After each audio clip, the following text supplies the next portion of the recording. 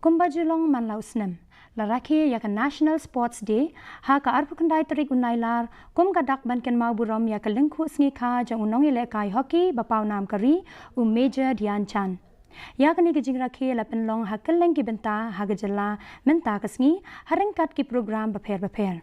Hanong ba Shillong la penlong ya ka program bakerpang ha State Convention Center ha ka ba la pen kuburom ya ki hinriang wet ki nong ele kai ki badon jingduna ha ki department bat ki bala yo khur ya ka tak maksiar ha ki jai ching ele kai baper.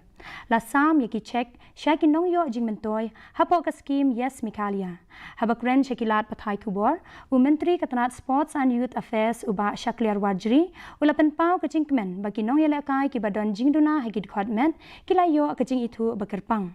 Hakawai pat kabenta hatura ka district sports officer southwest Karo Hills kala Rakhe ya kani kasngi da ka penlong ya gijing ya ko mare marathon ka ba 10 kilometer na kabenta kishan rang bat ki kanthai